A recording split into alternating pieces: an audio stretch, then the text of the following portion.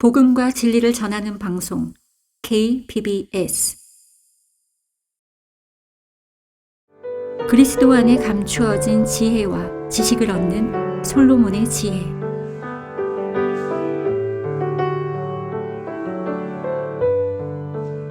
이 시간 주제는 하나님께서 높이신 다니엘입니다. 킹제임스 성경신학교 조원일 강사가 강의합니다.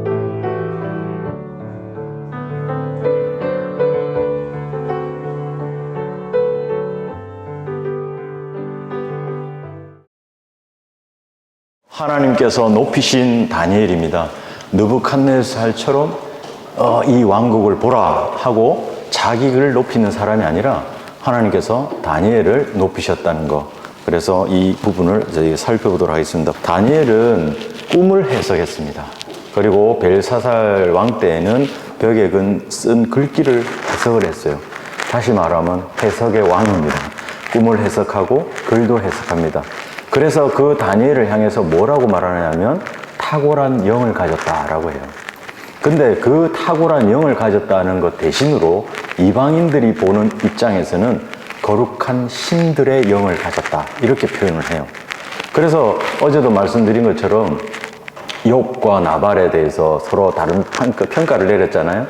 그래서 이제 어제 욥이 대해서 누가 했어요? 하나님이 평가하는 거랑 그 다음에 누구죠? 사탄과 그의 세 친구와 그리고 그의 아내가 욥에 대해서 평가하던 그 평가와는 사뭇 다르였죠.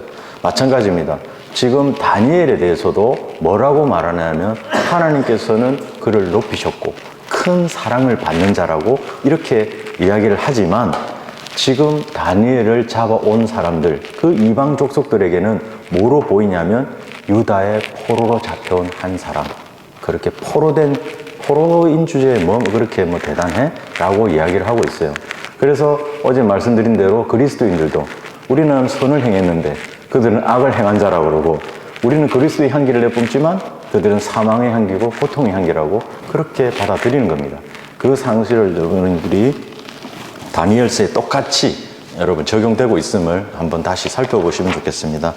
그래서 30페이지 보시면 다니엘을 통해 본 이스라엘 역사는 어땠냐면 자, 이스라엘은 어제도 말씀드린 것처럼 이 종으로 시작됐습니다. 포로로 잡혔어요. 아브라함, 이삭, 야곱. 그 다음에 어떻게 됐습니까? 이집트로 내려갔죠. 거기서 400년 이상을 종살이를 합니다. 그걸 시작했는데 그리고 이 모세를 통해서 출애굽하죠. 그리고 약속의 땅 가나안으로 누가요? 여호수아가 데려갔습니다. 그런 다음에 어떻게 됩니까? 재판관들의 시대를 맞으면서 계속해서 불순종하고 하나님 명령에 안 들어요. 그런 상태에서 이 주변에 있는 이웃 국가들에게 공격을 당하고 끌려가기도 하고 막 그렇습니다. 그런데 이제 왕을 달라고 하면서 사무엘 시대에 사울 왕과 다윗 왕 그리고 이은 솔로몬 왕까지 잘 진행되는 듯 싶었는데 결정타가 누굽니까? 바로 솔로몬이죠. 솔로몬이 하나님을 등져버립니다. 그것으로 인해서 왕국이 분열되고 곳곳으로 팔려갑니다. 자, 그래서 두 번째 문단 보시면 이런 되풀이되는 역사의 소용돌이 속에서 이스라엘이 어떻게 되느냐? 첫 번째 느부갓네살에게 잡혀갑니다. 그리고 두 번째에서도 페르시아의 아하수에르 왕 때 어떻게 됐습니까? 아각인 하만이 있죠. 하만이 모든 유대인들을 멸절시키려고 했어요. 완전 죽을 뻔했습니다. 그러다가 이제 하나님의 도우심으로 이제 아각은 죽죠. 하만이 죽죠. 그리고 어떻게 됩니까? 캄캄한 말라기 시대를 지나서 예수님께서 로마의 시대의 제국의 그 종이 되어버린 거예요. 여전히 유대인들은.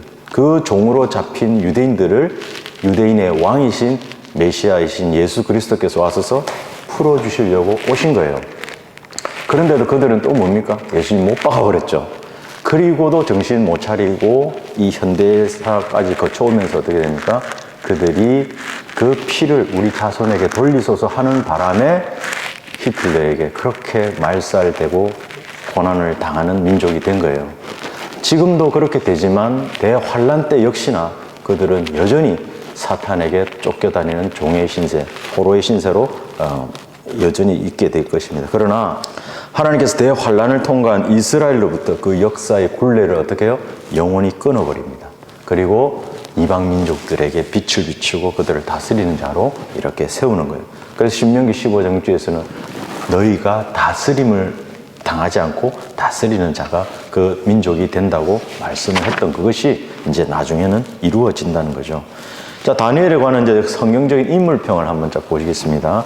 다니엘, 이것은 사람들이 아니 다니엘은 없어라고 이야기를 하지만 실제적으로 역사의 인물입니다. 그리고 위대한 인물들 중에 하나였는데 예수님께서 직접 다니엘에 대한 기록을 언급하고 계세요. 그것이 마태복음 24장 15절입니다. 그 다니엘을 뭐라고 표현하냐면 의인이었다. 현명한 사람이라는 평가를 내립니다.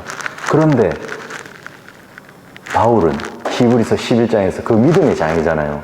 수많은 아브라함, 노아, 쭉쭉쭉쭉 모세부터 시작해서 믿음에 있는 사람 다 이야기를 해줘요. 근데 이야기 안 하는 사람이 한 사람이 있습니다. 다니엘 이름은 눈 씻고 찾아봐도 없어요. 아니 에스겔도 의인이라고 했는데 이건 뭐지? 바울이 성경을 읽다가 잠들었나? 이런 생각을 할 수 있지만 실질적으로 자세히 보면은 사자들의 입을 막았다라는 표현이 있습니다. 그것을 통해서도 우리는 충분히 다니엘이 존재했음을 우리는 확인할 수 있죠. 그 31페이지 두 번째 단락에서 그래서 유다를 침략한 바빌론 왕 느부갓네살이 이제 유대인들을 포로로 잡아갔는데요. 그때 첫 번째 끌려간 사람이 누구냐면 유다의 자손들 가운데서 다니엘과 그의 세 친구가 있었는데 그들은 어떻다고요? 아직 소년이었습니다. 그것이 여러분이 1장 17절에 이렇게 나와 있습니다. 그럼에도 다니엘과 세 친구는 왕의 씨였습니다. 그것에 걸맞게 여러분이 1장 4절 성경 보십시오. 왕이 1장 3절부터요. 왕이 그의 내시 장관 아스페나스에게 이스라엘 자손들과 왕의 씨들과 나오죠. 고관들 중에서 몇 사람을 데려오라고 일렀더니 왜 하필 내시 장관일까요? 씨를 말살시키려고 거세를 하는 겁니다. 내시 장관 밑에 다 지금 데리고 간 거예요. 자, 4절. 곧 흠없고 잘생겼으며 모든 지혜에 능숙하고 지식에 뛰어나며 과학을 이해하며 그들 안에 왕궁에 설 수 있는 능력을 갖춘 그러한 소년들이라는 표현을 쓰죠. 뭐가 아쉽습니까? 흠없고 잘생겼어요. 모든 지혜에 능숙하고 지식에 뛰어나요. 과학을 이해합니다. 그들 안에 왕궁에 설 수 있는 능력을 갖춘 그런 소년들이었어요. 여러분 어제 들었던 욥하고 비슷하지 않습니까? 동방에 그렇게 큰 부자인데 뭐가 아쉬워서 지금 마음이 바뀔 수도 있는 사람이지만 그렇지 않았다는 거예요. 욥은. 나발은 어땠습니까? 똑같이 부유했지만 인색했고 하나님을 두려워하지도 않았잖아요. 그런데 지금 흠없고 잘생겼고 지혜에 능숙하고 지식에도 뛰어나고 과학도 이해하고 이름에도 불구하고 다니엘은 어땠어요? 하나님을 두려워했던 거예요. 그래서 의인 중에 한 사람으로 계속해서 집어넣고 있다는 사실을 여러분이 기억하시면 좋겠습니다. 자, 그렇지만 그들은 뭐로 잡혀왔다고요? 포로로 잡혀왔어요. 그러니까 할 수 있는 일이 뭡니까? 아무것도 없어요. 자, 그렇지만 하나님을 두려워하고 명령에 순종한 그들이었습니다. 그래서 하나님께서 그들을 높이셨는데 여러분이 1장 7절 한번 보십시오. 1장 8절부터 자, 그러나 다니엘은 그가 왕의 음식으로나 왕이 마시는 포도주로 자신을 더럽히지 않으리라고 어떻게 했습니까? 마음의 결심을 했어요. 어떤 형태든지 마음의 결심을 한 다음에 어떻게 하나 보십시오. 내시 장관에게 요청하여 자신을 더럽히지 않겠다고 했을 마음의 의지를 표명한 거예요. 즉 마음에 결심하고 뭐 하겠다고 의지를 나타냈어요. 그러자 9절 보세요. 그때 하나님께서 다니엘로 내시 장관의 호의와 은총을 얻게 하신 거예요. 그때 바로 나는 마음에 결정한 것을 의지를 표명했더니 하나님께서 그때 역사하시기 시작한 거예요. 이것이 바로 하나님의 방법입니다. 하나님을 두려워하고 명령에 순종한다 그러면 내 마음에 결심했던 것을 표명하세요. 그리고 그러면 그때 하나님께서 역사하십니다. 이것이 다니엘에게 나타난 하나님이에요. 자, 특히 다니엘이 4명의 왕들을 치리할 때 여러 요직에 앉을 정도로 위대했습니다. 이 4명의 왕이 느부갓네살, 그리고 뭐요? 벨사살, 그리고 다리오, 그리고 뭐죠? 코레스 왕까지 이르기를 이 4왕이 지금 다니엘이 경험을 하는데 이 내왕이 똑같으냐고요? 결코 그렇지 않습니다. 이 내왕은 계속해서 성격도 다르고 가지각각이에요. 그러니까 결국 뭡니까? 다니엘은 산전수전을 다 겪은 거예요. 온갖 경험들을 다 한 거죠. 느부갓네살은 좀 이따 나중에 보시겠지만 여러분이 성경 가지셨으니까 다니엘서 2장 12절 보세요. 그 느부갓네살은 성격이 되게 급했습니다. 그래서 12절 보세요. 이 일로 인하여 왕이 노하고 심히 경노해서 바빌론의 모든 현자들을 멸하라. 이렇게 하니까 다니엘이 15절에서 뭐라고 하냐면 왕이 내린 칙령이 어찌 그리 급합니까? 이래요. 그러니까 느부갓네살 왕은 아주 성격이 급한 사람이에요. 똑똑한 사람이지만 급했는데 그 다음에 있는 벨사살 왕은 뭐냐면 가지고 온 잔에 술 먹고 희희낙낙거리는 아주 천방지축인 왕이었어요. 근데 다리오는 어떻게 했냐면 여러분 다니엘서 6장 한번 보십시오. 14절 보십시오. 자, 왕이 서명한 것을 절대 어기면 안 되는데 14절 6장 14절 보면 왕이 이 말을 듣고 심히 불쾌하였으나 다니엘을 구해주려고 마음을 쓰며 그를 구해주려고 해가 질 때까지 노력했습니다. 이것으로 끝나는 게 아니에요. 그 사실을 검증을 하듯이 18절 보십시오. 왕이 자기 궁으로 돌아가서 밤이 새도록 금식하고 자기 앞에 악기도 금지시키고 잠도 자지 않았습니다. 그 다음에 왕이 아침이 매우 일찍 일어나서 황급히 사저굴로 찾아갔던 거예요.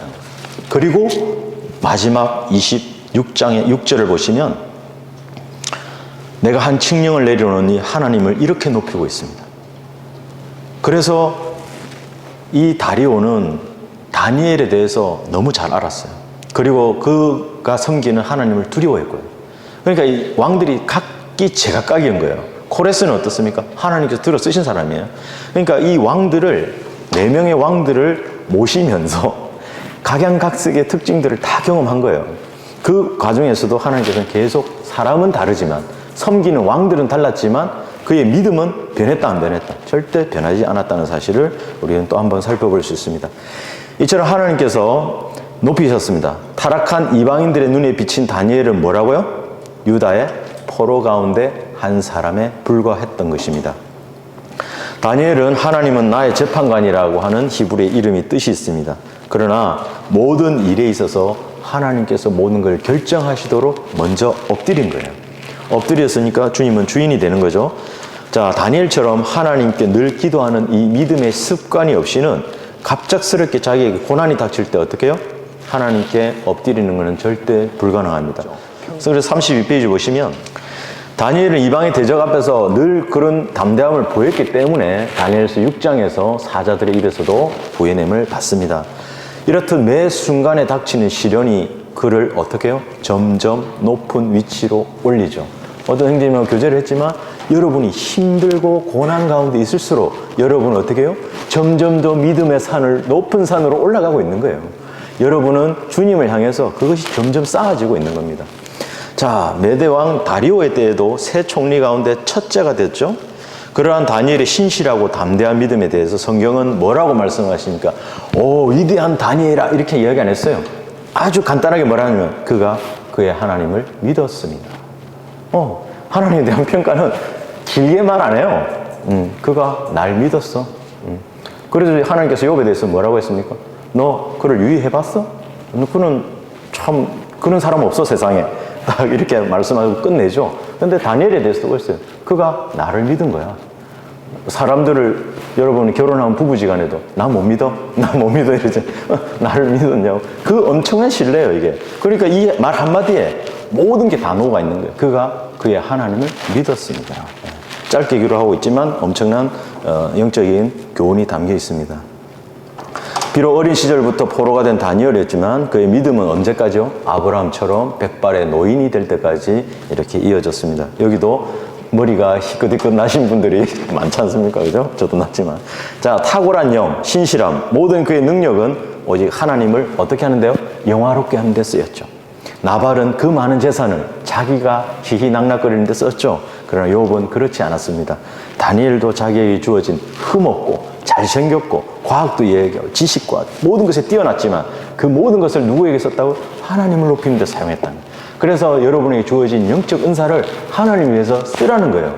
그런데 고린도전서에는 뭐예요? 차기 높이는데 교만해져서 그거 쓴 거예요.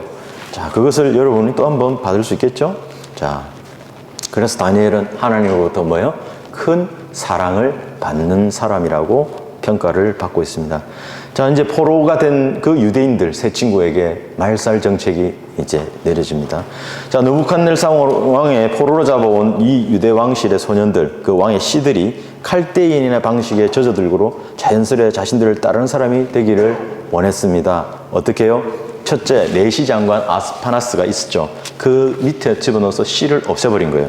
그리고 육신의 씨를 제거하고, 그 다음에 육신의 씨뿐만 아니라 칼데아인들의 학문하고 언어를 가르치기 위해서 정신적인 뿌리까지 싸그리 없애려고 했던 거예요.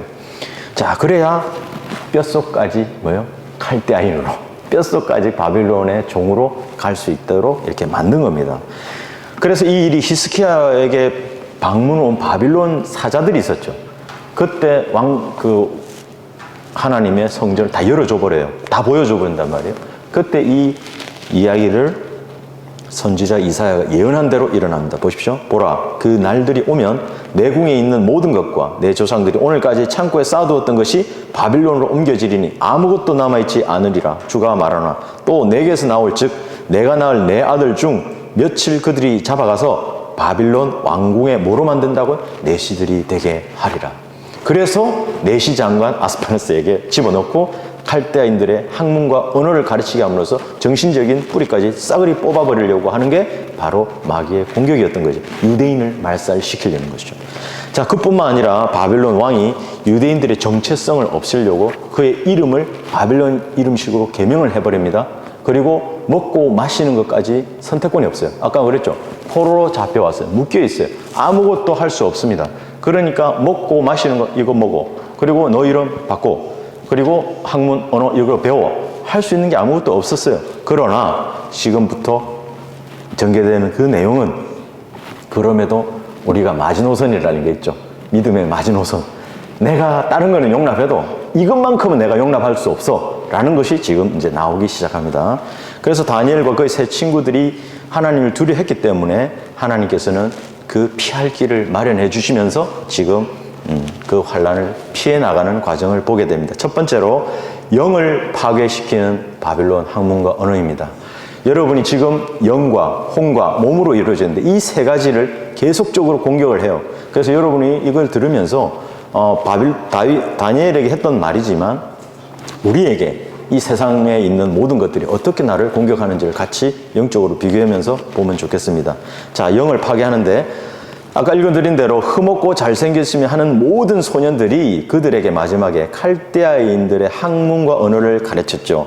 말씀드린 대로 뼛속까지 칼데아인으로 만들려고 했습니다. 그래서 포로된 다니엘과 세 친구는 자신이 따르던 옛 길이 있었어요. 바로 하나님을 말씀대로 살아가려던 그 길에서 벗어나게 하려고 칼데아인들의 학문과 언어를 따르도록 강요를 받았어요. 그래서 우리도 일제시대 때 어떻게 됩니까? 그들이 말을 따랐죠. 언어를 쓰게 했습니다. 그것이 뭐냐면 피지배 민족을 향해서 지배했던 그 나라의 왕이 원하는 거예요. 그래야 족속들을 굴복시킬 수 있기 때문에 말을 바꾸는 겁니다. 자, 느부갓네살은 유대인들의 민족 정신을 말살시키는 목적으로 학문과 언어를 가르치도록 했죠. 그것이 바로 뭐라고요? 쇠뇌라고 하는 겁니다. 자, 그래서 이스라엘이 율법을 듣는 데서 귀를 돌이켰죠. 그랬더니 결국 어떻게 됐습니까? 아까 말한 대로 이스라엘이 이집트에서부터 재판관 시대를 거쳐서 그리고 왕국의 시대를 거쳐서 이방인들에게 포로로 다 잡혀가 버린 그 상황이 결국 원인은 어디 있다고요? 하나님의 말씀을 듣는 데서 귀를 돌이킨 까닭에 그리 되어버린 거예요.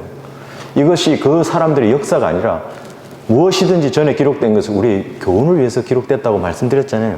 그것을 보고 우리도 하나님의 말씀을 듣는 데서 귀를 돌이키는 순간 이렇게 포로가 되든 다시 말해서 마귀의 종로를 타다 살다가 죽어서 지옥에는 가지 않을 수 있어요. 거듭났다면. 그러나 그는 뭐예요? 아무것도 남는 게 없는 것입니다. 자, 그래서 두 번째 보시면 오늘날에도 여전히 세상 신인 마귀가 하나님 입에서 나오는 말씀이 아닌 세상을 이롭게 하는 모든 세상적인 교육, 철학, 과학과 같은 인본주의적 사상을 통해서 그리스도인의 가치관을 흔들어 놓는 거예요. 자, 그래서 마귀는 그 나온 말로써 어떻게 해요? 사람들의 마음을 휘저어놓는 거예요. 파괴시키는 거예요. 그래서 말 한마디에 상처를 받잖아요. 그 말의 능력이라는 게 엄청납니다. 그래서 여러분이 하나님의 말씀으로 무장하지 않으면요, 말 한마디에 상처받고 말 한마디로 실족하고 말 한마디로 사람을 살리고 말 한마디로 사람을 죽일 수도 있는 것이에요. 자, 34페이지 보시면 이제는 이 몸을 더럽히는 겁니다. 왕이 그들에게 왕의 음식과 왕이 마시는 포도주를 매일 일정량을 지정했고 3년간 그들을 길렀습니다. 마지막에 그들로 왕 앞에 서게 하려는 것이죠. 자, 포로로 잡혀온 그들이 3년 동안 단 하루도 거르지 않고 매일같이 이방인들의 왕의 식사법을 따라했어요. 이것이 바로 우상 숭배하는 이방 국가에서 먹고 마시는 음식이 뭐가 됩니까? 우상에게 바쳐진 음식이 되겠죠. 왜 그러냐 하면 지금 여러분이 다니엘 1장 2절을 한번 보세요.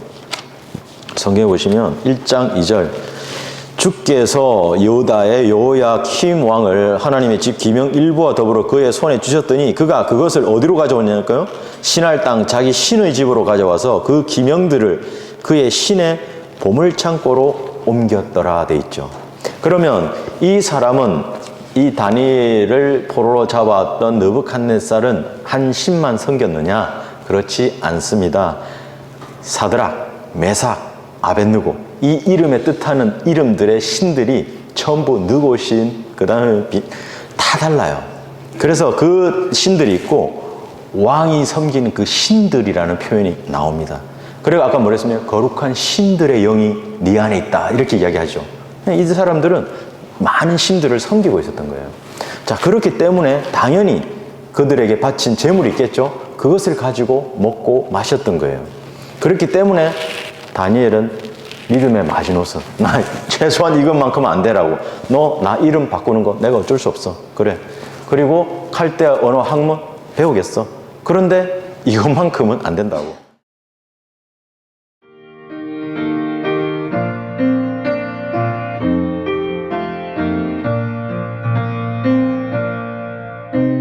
복음과 진리를 전하는 방송 KBS. 자, 이것이 사탄의 일부인 바빌론 왕이 유대인 포로로 하여금 하나님의 명령보다, 야, 내가 왕이야, 저 위에 있는 분이 왕이야, 지금 사탄은 그것을 시험하고 있는 거예요. 자, 그래서 하나님의 명령보다는 자신의 명령을 따르겠죠. 자, 그래서 거룩한 몸을 어떻게 돼요? 더럽히려고 한 것이에요. 너의 몸은 뭐예요? 거룩한 하나님의 성전이라고 그랬죠. 하나님의 성전입니다. 그 몸을 하나님께서는 지키라고 명령하고 있는 거예요. 그러나 포로된 4명의 소년은 이방의 왕이 아니라 만왕의 왕이신 하나님의 명령을 따르기로 결심합니다. 이 사람이 하나 더 있어요. 누구예요? 여인들. 바로 이집트 때 파라오가 다 태어난 애들 다 죽이라고 했을 때 누구예요? 2명의 산파가 그거를 안 죽이게끔 하나님을 두려워했죠. 그거 있습니다. 그러나 산파들은 하나님을 두려워하여 돼 있죠. 하나님을 두려워하면 바로 이집트 왕이 그들에게 명령한 대로 하지 않았습니다. 아니, 세상 법을 왜 안 따라요? 그거 아니죠. 아까 말씀드렸죠. 내가 따를 수 있는 것은 따르지만 하나님께서 이것만은 아니라는 것은 절대로 여러분이 반드시 지켜야 하는 그런 믿음의 마지노선이 있는 것입니다.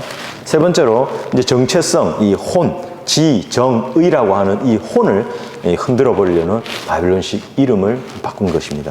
자, 내시 장관이 그들에게 이름을 줬는데 그가 다니엘에게는 벨트사살, 하나냐에게는 사드락, 미사엘에게는 메삭, 그리고 아사랴에게는 아벳노고라는 이름을 주었더라. 자, 여러분이 다니엘은 기억해요, 이름을. 그런데 하나냐, 미사엘, 아사랴 잘 모르겠네. 그러나 사드락, 메삭, 아벳노고 이거 너무 잘 알아요. 그러니까 이게 영향이 엄청나다는 걸 여러분 스스로가 인정을 한 거예요. 하나님께서 다니엘 서니까 다니엘이지. 그 사람 이름을 뭐로 바꿨다고? 벨트사살로 바꿔요. 벨은 그 이름이에요. 다니엘이 이 다니엘 할 때 엘은 하나님이 엘로힘이라는 하나님의 뜻이 들어있단 말이에요. 그 하나님 뜻이 들어있는 것을 벨이라고 하는 바알이라는 뜻이에요. 그 벨트사살로 바꿔버린 거예요. 근데 여러분 벨트사살이라면 잘 기억합니까? 다니엘은 기억해요. 근데 하나냐, 미사엘, 아사랴 기억 안 나잖아요. 근데 뭐 사드락, 메삭, 아벳노고 너무 잘 기억해요.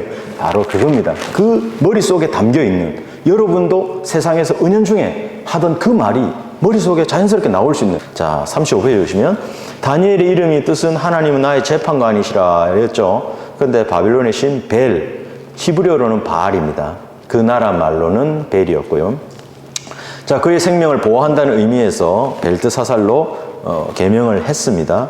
그런데 이것이 단순히 유대인들의 흔적 지우기가 아니에요. 그들 안에 있는 하나님을 잊어버리도록 했던 거예요. 보십시오.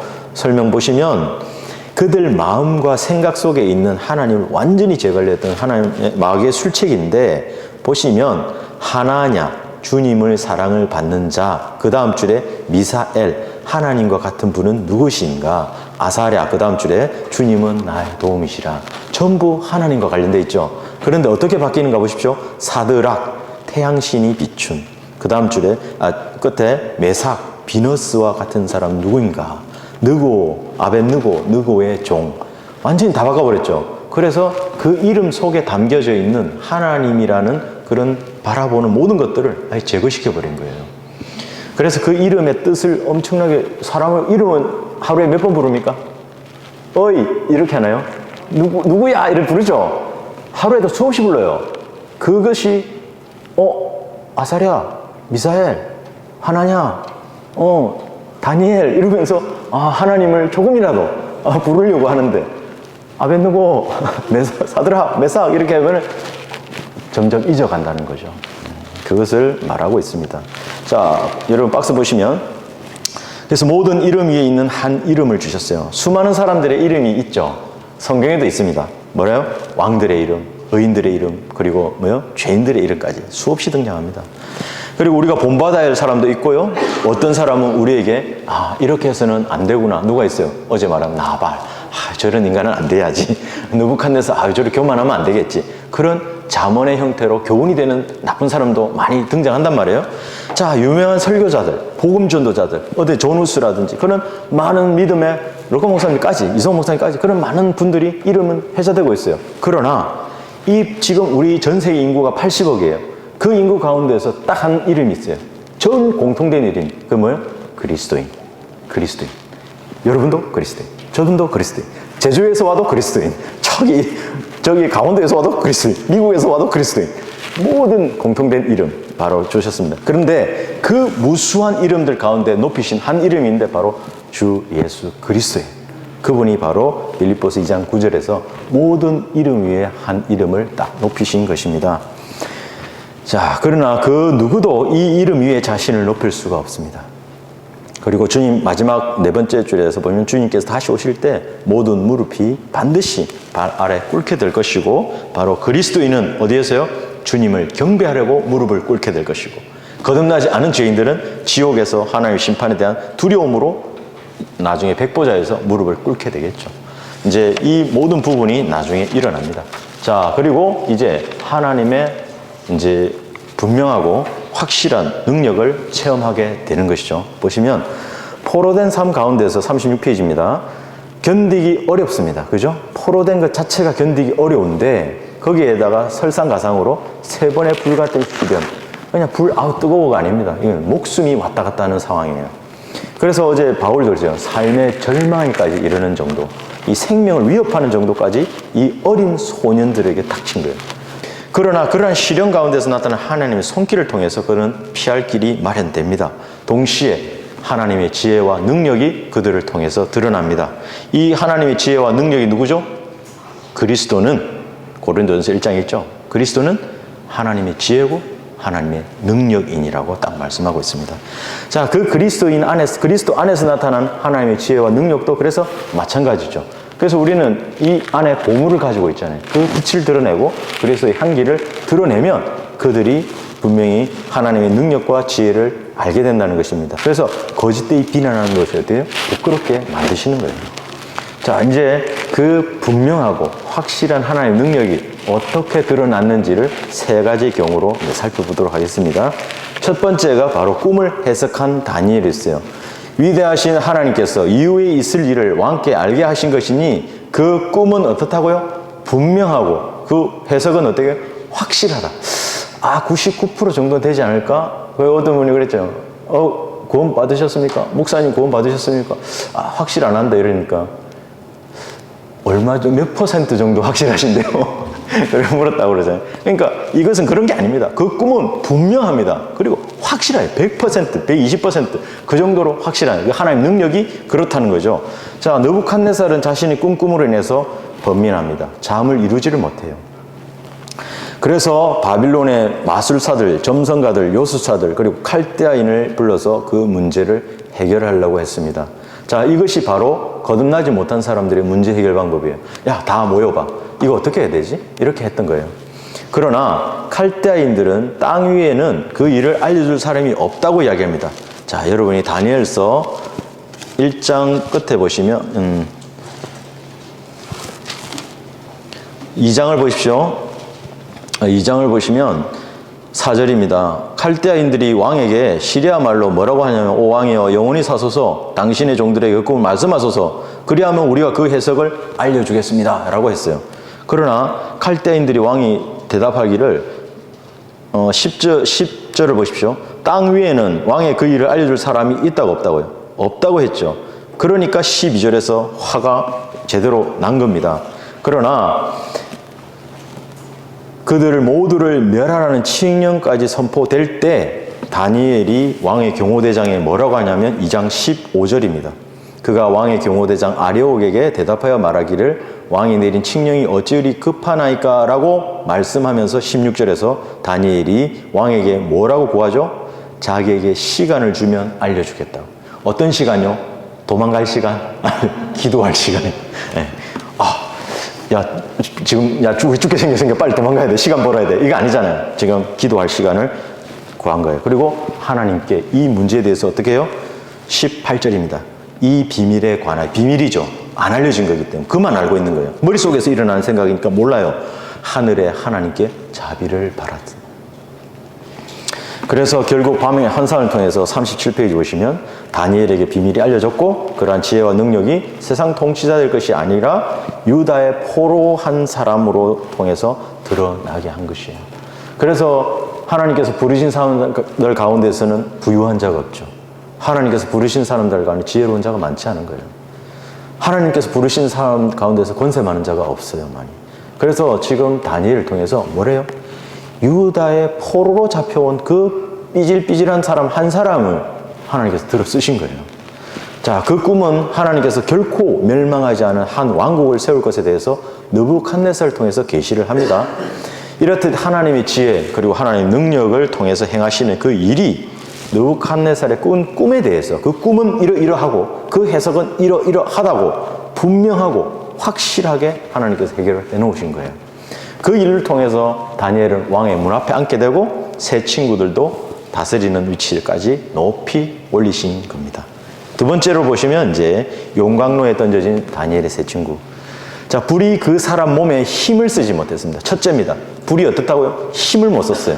그리고 그들의 머리카락 하나도 거슬리지 않았다. 두 번째. 세 번째는 그들의 옷도 변하지 않았습니다. 네 번째. 그들에게 불탄 냄새조차 없었습니다. 이 정도로 분명하고 확실한 하나님 능력이 있습니까?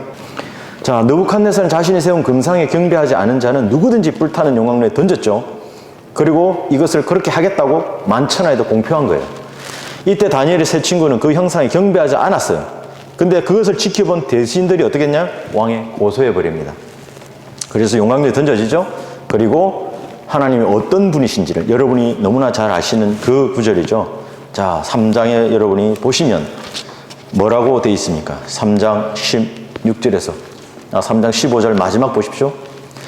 그러면 내 손에서 너희를 구해낼 신이 누구겠느냐 이렇게. 분명히 느부갓네살이 성질급하다 그랬죠.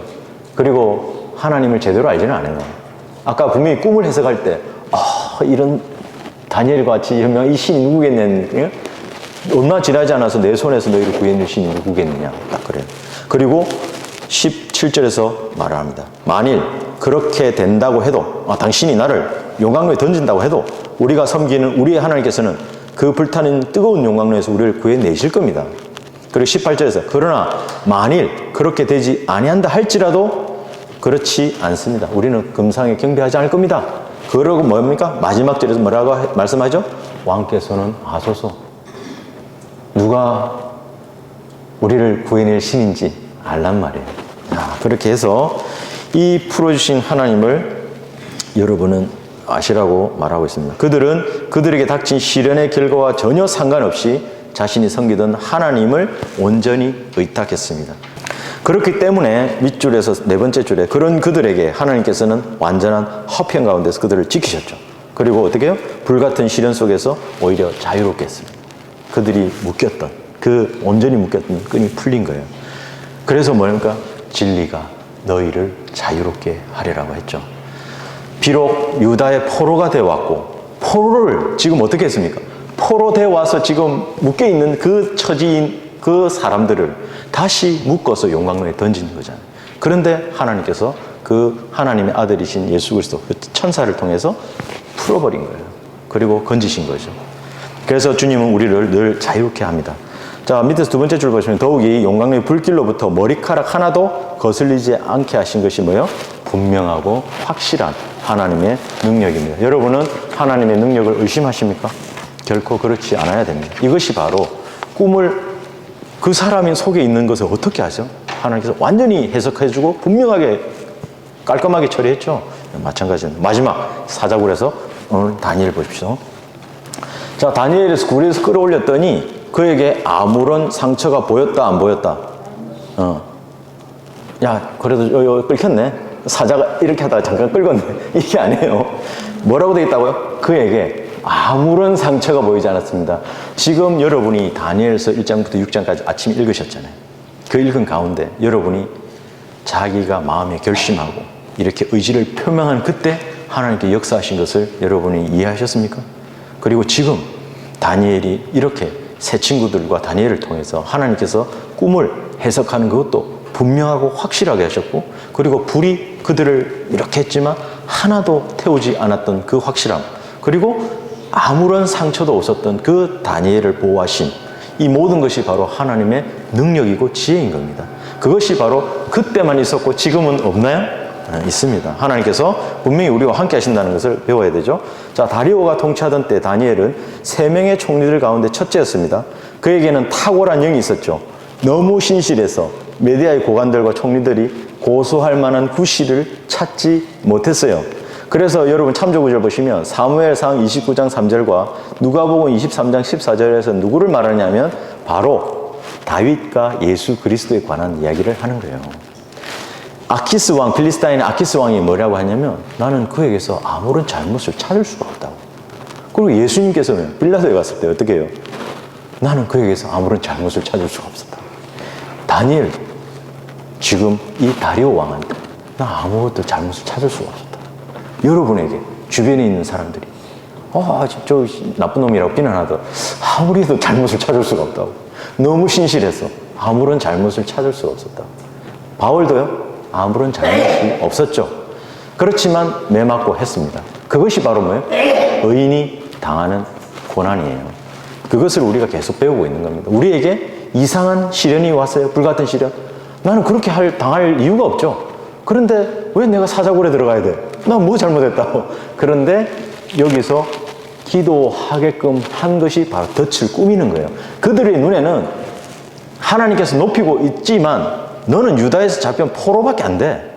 너 뭐 삐질삐질한 그런 하찮은 존재인데 뭘 그래 대단해? 라고 계속해서 비난을 하는 거거든요. 그 과정 중에 있습니다. 자, 그래서 네 번째 줄 보시면 그러나 그들을 드디어 하나님을 두려워하는 다니엘의 믿음을 역용하는 거예요. 너무 신실하니까 이 신실함을 역용하자. 하나님을 섬기니까 하나님을 섬기는 것을 꼬투리 잡자. 그렇게 해서 창을 열고 기도를 못하게끔 30일 동안 아무 사람에게나 신에게 간구를 하는 순간 어떻게 된다고? 사자굴에 던져 넣읍시다. 이렇게 메대인과 페르시아인에 변경하지 못하는 법을 만듭시다 인 거예요. 다니엘은 총리 중에서 어뜸이었습니다. 다니엘이 몰랐을까요? 다니엘이 결제를 해야 되잖아요. 다니엘이 사인을 해야 왕에게 올라가거든. 여러분 한번 보십시오. 다니엘서 6장 한번 보십시오. 다니엘서 6장 1절, 2절 보시면 2절 보십시오. 자, 이들 위에 세 총리를 두었는데 그 중에서 다니엘이 첫째입니다. 고관들로 총리들에 설명하게 해서 왕이 피해를 당하지 않도록 하는 거예요. 이 피해라고 하는 단어는 데미지입니다. 엄청난 손해를 입는 거예요. 어떻게 손해를 입어요? 왕이 7일을 잘못하면 안 되죠. 그런데 밑에 있는 사람들이 이상한 이야기를 해가지고 잘못 가져오면 통치가 엉망이 되잖아요. 그런데 다니엘이 딱 첫째가 됐기 때문에 사인 안 해, 받고 이러면 할 수 있어요. 그런데 지금 어떻게 해요? 법을 만들어가지고 다니엘을 패스하고 갔을까요? 절대 그럴 수 없죠. 다니엘이 사인을 했어요. 다니엘이 자기가 분명히 사인을 할 수밖에 없는 위치예요. 그래야 왕에게 가서 이거는 이렇게 하면 되고 이렇게 해서는 안 됩니다라고 보호하려고 했던 거예요. 그렇기 때문에 다니엘에 대한 다리오의 신임이 엄청나게 컸던 거죠. 그것을 다니엘도 사인을 한 거예요. 그리고 와서 기도한 거예요. 엄청난 믿음이에요. 자, 그래서 이 30일 동안 이 법을 가지고 이야기했습니다. 밑에서 네 번째 줄, 다섯 번째 줄 보시면요. 그런데 이 모든 일의 배후에는 누구예요? 유다의 사로잡힌 자들 자손 중 한 사람을 폄하하려는, 다니엘을 폄하하려는 시기심 많은 사람들이 있었어요. 그것이 바로 사탄의 계략입니다. 그 모든 계략에도 하나님의 능력은 다니엘에게 아무런 상처도 입히지 못하게 했어요. 오히려 어떻게 됐다고요? 그를 고소한 사람들을 산산조각 내고 말았던 거예요. 자, 이제 포로였으나 다스리는 위대한 사람들에 대해서 설명하고 마치도록 하겠습니다. 자, 성경에는 포로였어요. 그런데 왕국을 다스리는 지위까지 높이 올라간 인물들이 등장합니다. 그들은 바로 예수 그리스도의 예표가 되는 사람들이에요. 누가 있냐면 구약에서는 세 사람이 있습니다. 그 세 명의 유대인이 있어요. 첫째는 요셉입니다. 둘째는 누구냐면 아까 말한 모르드키. 세 번째가 지금 오늘 다니엘. 이 세 사람이 있습니다. 살펴볼게요. 자, 두 번째 줄에 그 첫 번째 유대인이 종으로 팔려갔는데, 형들에 의해서, 그죠? 죽임을 당할 뻔했는데 종으로 팔려갔다가 이집트의 총리가 된 요셉이었어요. 그는 형들의 계략으로 이집트 종으로 팔려갔어요. 그는 다니엘과 매우 유사한 성경적 인물이었는데 왜요? 꿈을 해석한 거예요. 요셉이 꿈꾸는 자라고 하죠. 꿈을 해석했어요. 다니엘하고 비슷하죠. 자, 그래서 최종적으로 다니엘처럼 높은 자리에 올라갑니다. 두 번째는 뭐예요? 포로로 잡혀왔으나 바빌론과 페르시아 제국까지 높은 자리에 올랐던 오늘 바로 그 다니엘입니다. 그리고 마지막은 누구냐면 멸절의 위기에까지 갔던 페르시아 제국에서 모르드케, 에스더의 삼촌인 모르드케가 바로 아하수에로 왕의 두 번째 자리에 올랐다고 마지막 10장에서 말하고 있어요. 자, 에스더, 이방 왕이 다스리는 것은 이방의 숫자는 뭐죠? 10입니다. 에스더가 몇 장이라고요? 10장이죠. 그래서 10장의 끝에 나타납니다. 그리고 여러분이 오늘 다니엘서에서 보시면 10배, 11만 이렇게. 여러분 다니엘서 1장 잠깐 보실까요? 1장 15절 보십시오. 1장 12절. 1장 12절을 보시면 내가 당신께 간구하오니 열흘 동안 당신의 종들을 시험해 주십시오. 열흘이라는 말 나오죠? 예. 그리고 14절 보십시오. 그러므로 그가 그 일에 대해서 그들에게 동의하고 그들을 열흘 동안 시험했고 15절에서 열흘이 끝났습니다. 그리고 20절에 보시죠. 마지막 아래에 보시면 모든 마술사들과 점성가들보다 몇 배요? 10배나. 그래서 이 10이라는 숫자가 이렇게 등장하고 있습니다. 자, 이처럼 예수 그리스도의 예표가 되는 구약의 세 인물들이 있는데 그들은 포로였으나 다스린 자의 중심에 예수 그리스도께서 계신 거예요. 자, 예수 그리스도의 예표인 인물들이 종이었다가 사로잡힌 포로였다가 다스린 자가 되었다면 예수 그리스도께서는 왜 그러지 않았을까요? 살펴봅시다. 그 다음 줄 4번 밑에 보시면 주님은 죽음을 두려워함으로써 평생을 노예로 속박된 자를 놓아주시려고 죄의 몸을 입으셨어요. 십자가의 고난을 견디셨어요. 그리고 성령의 능력으로 부활하셨어요. 다시 말해서 어떻게 해요? 주님은 죽음의 고난 때문에 천사들보다 어떻다고요? 조금 낮아지셨죠. 그리고 어떻게 되었다? 영광과 존귀로 관을 쓰셨어요. 바로 만왕의 왕이요 만주의 주로서 온 세상을 다스리는 통치자로 다시 이 땅에 오실 겁니다. 자, 5번 보시면 포로였으나 치료한 자를 신약 성경들 어때요? 신약 성도들은 뭐습니까? 우리는 죄의 종이었습니다. 그러나 우리는 왕 같은 제사장이 된 거 아니겠어요? 그래서 예수 그리스도의 보혈로 거듭난 성도들도 전에는 죄의 종이었지만 주 예수 그리스도를 믿고 영접함으로써 하나님의 아들들이 되는 권세를 가지게 된 거예요. 자, 우리도 한때는 어리석고 복종치 않았고 미혹당했으며 여러 가지 욕심과 쾌락에 어떻게 했다고요? 종노릇 했단 말이에요. 하지만 악과 시기 속에 살고 가정스럽고 서로 증오하는 자였지만 거듭난 자녀들은 예수 그리스도와 함께 어떻게 된다고요? 천년왕국에서 통치할 뿐만 아니라 영원히 주님과 함께 다스리는 위치를 갖게 되는 겁니다. 마지막 핵심은 이스라엘이에요. 하나님의 백성 이스라엘이 어떻습니까? 그들은 선택받은 백성이었지만 완고함으로 인해서 뭐예요? 재림 전까지 지속적으로 이방인들의 포로가 될 겁니다. 하지만 주님의 재림과 함께 그들은 자유롭게 되고 이방인을 다스리는 위대한 민족으로 다시 한번 회복될 것을 성경에서는 예언하고 있다는 사실을 여러분 유념하시고 오늘 강의를 마치도록 하겠습니다. 지금까지 솔로몬의 지혜였습니다.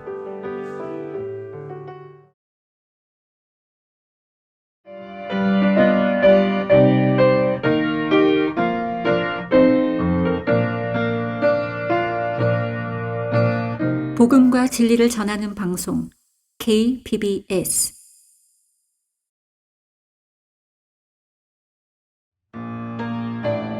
우리말로 번역된 가장 정확하고 가장 권위 있는 한글 킹제임스 성경 읽기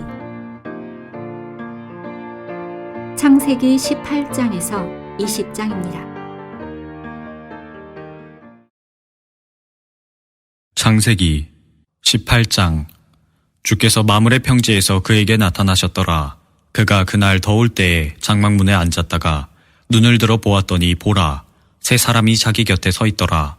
그가 그들을 보자 장막문에서 뛰어나가 그들을 맞으며 몸을 땅에 굽혀 절하고 말하기를, 내 주여, 내가 이제 주가 보시기에 은총을 입었사오면 간구하오니 주의 종에게서 지나쳐 가지 마소서.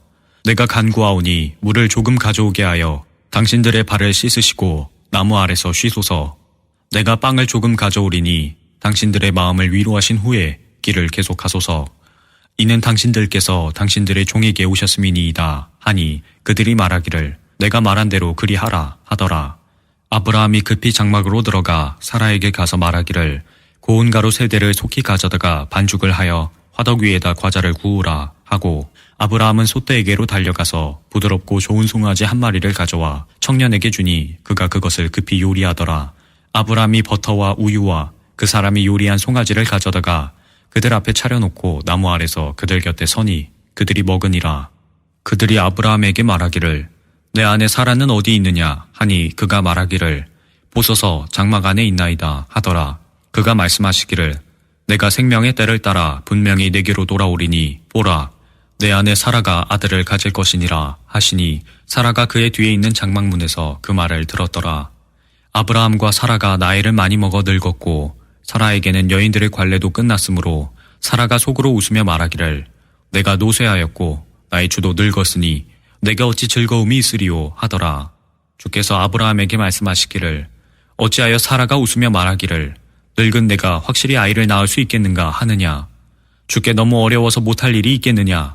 생명의 때를 따라 내가 정해진 기간에 내게 돌아오리니 사라가 아들을 가지리라 하시니 그때 사라가 두려워서 부인하며 말하기를, 내가 웃지 않았나이다 하니 주께서 말씀하시기를, 아니라 내가 웃었느니라 하시더라. 그 사람들이 거기서 일어나더니 소돔 쪽을 바라보더라. 아브라함이 그들을 전송하려고 그들과 함께 나가니라. 주께서 말씀하시기를, 내가 하는 그 일을 내가 아브라함에게 숨기겠느냐.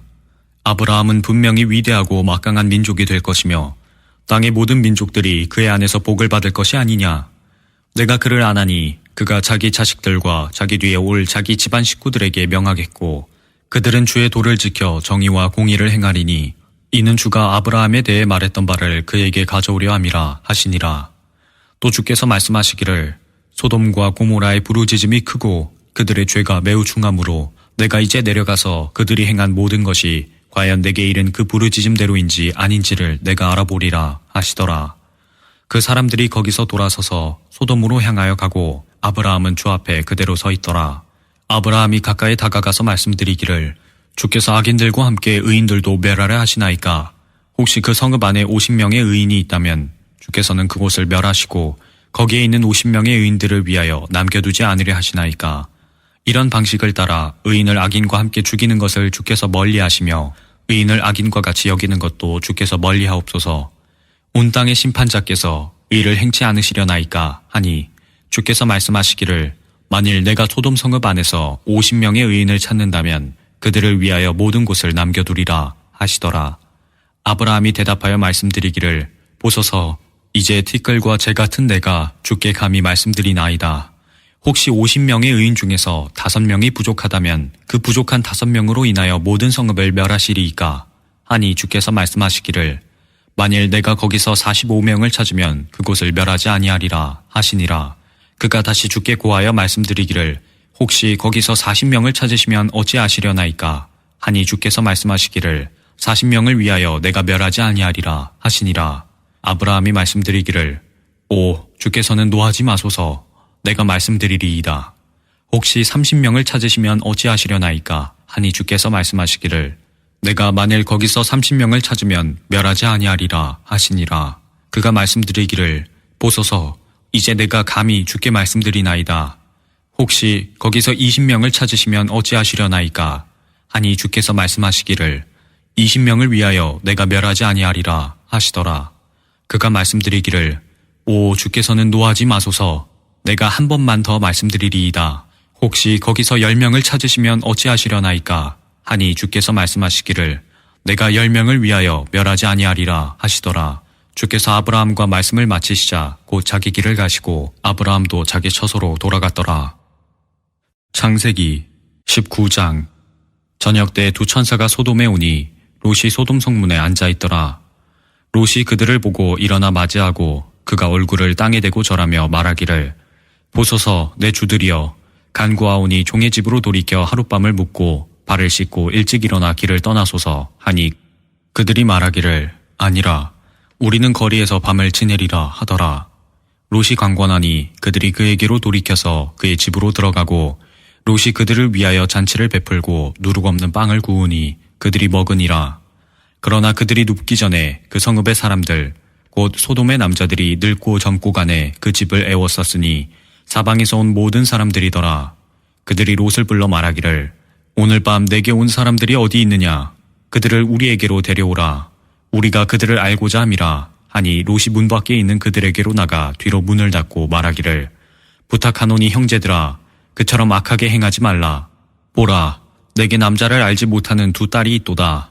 내가 간청하노니 그들을 너희에게로 데려가서 너희 눈에 좋을 대로 그들에게 행하고 이 사람들은 나의 지붕 그늘 아래 들어왔으니 그들에게는 아무 짓도 하지 말라 하니 그들이 말하기를 물러서라 하고 그들이 다시 말하기를 이 자가 와서 기거하면서 우리의 재판관이 되려 하는도다. 이제 우리가 그들보다 너를 더 악하게 다루리라 하고 그들이 그 사람 곧 롯을 심히 밀치며 가까이 와서 문을 부수려고 하더라. 그러나 그 사람들이 그들의 손을 내밀어 롯을 자기들을 향해 집 안으로 잡아당긴 후 문을 닫고 집 문 밖에 있는 사람들을 작은 자나 큰 자나 모두 쳐서 눈멀게 하니 그들이 문을 찾으려고 애쓰더라. 그 사람들이 롯에게 말하기를 여기에 너 외에 누가 더 있느냐? 사위와 내 아들들과 딸들과 누구든지 이 성읍에서 내게 속한 자는 이곳에서 데리고 나가라. 그들의 부르짖음이 주의 면전에서 매우 크므로 주께서 이곳을 멸하시려고 우리를 보내셨으니 우리가 이곳을 멸하리라 하더라. 롯이 나가서 그의 딸들과 혼인한 사위들에게 고하여 말하기를 일어나서 이곳에서 나가라. 주께서 이 성읍을 멸하시리라 하였으나 그 사위들에게는 그가 농담하는 사람같이 보였더라. 아침이 밝아오니 천사들이 롯을 재촉하며 말하기를 일어나서 내 아내와 여기에 있는 내 두 딸을 데리고 가라. 그래야 내가 성읍의 죄악 속에서 소멸되지 않게 되리라 하더라.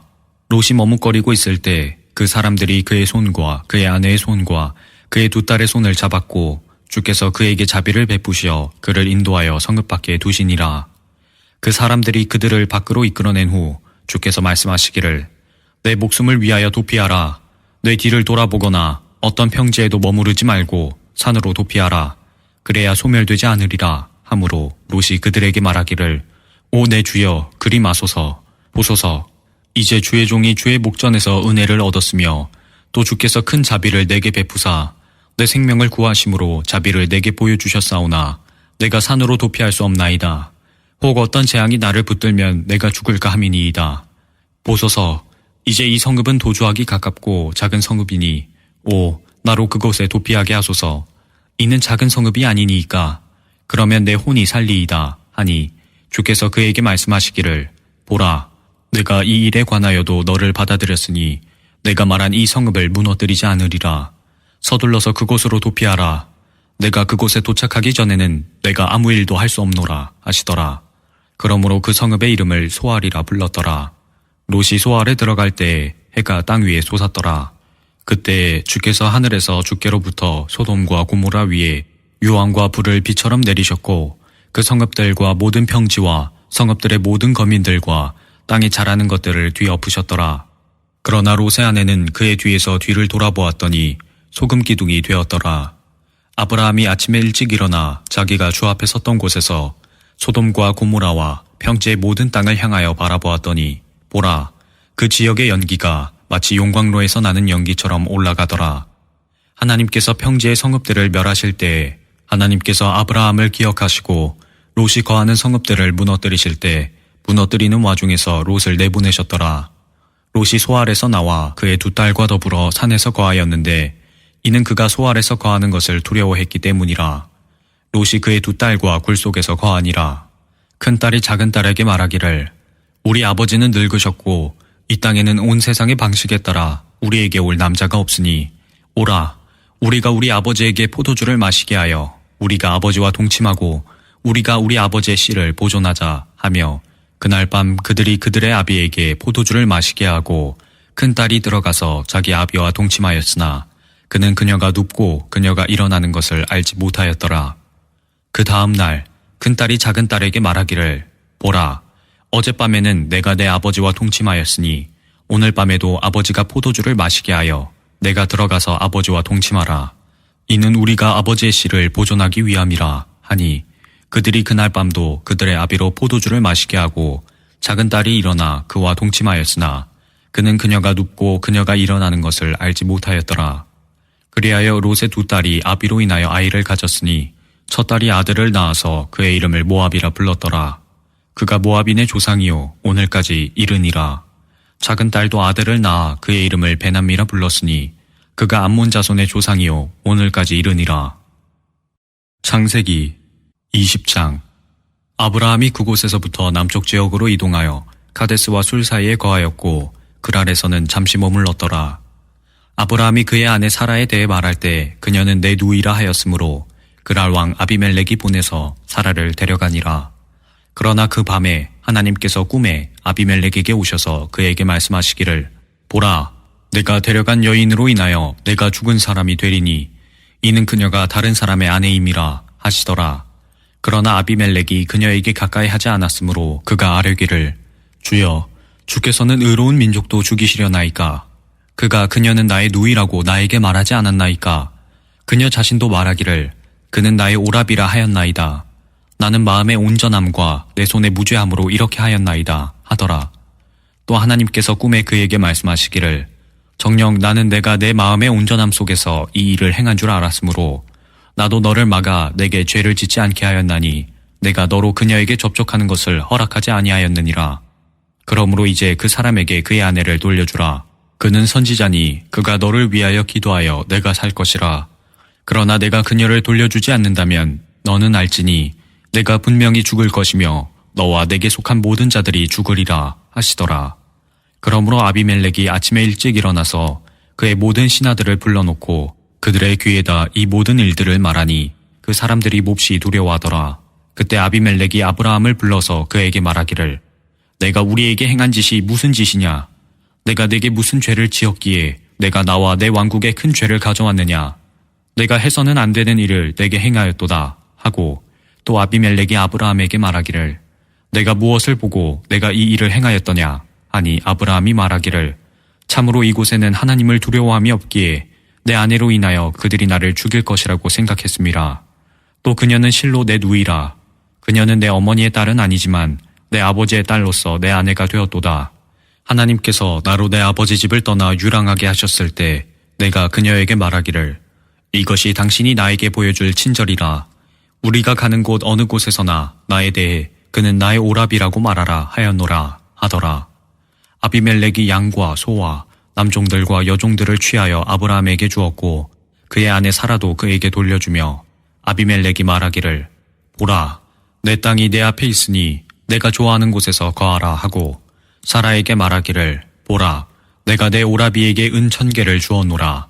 보라, 그는 너와 함께한 모든 사람들과 다른 사람 모두에게 내 눈에 가리움이라 하였으니 이같이 그녀가 책망받았더라. 그리하여 아브라함이 하나님께 기도하였더니 하나님께서 아비멜렉과 그의 아내와 그의 여종들을 치유해 주심으로 그들이 아이들을 낳았더라. 이는 아브라함의 아내 사라 때문에 주께서 아비멜렉 집안의 모든 태를 벌써 닫으셨기 때문이라. 한글 킹제임스 성경 읽기를 마칩니다.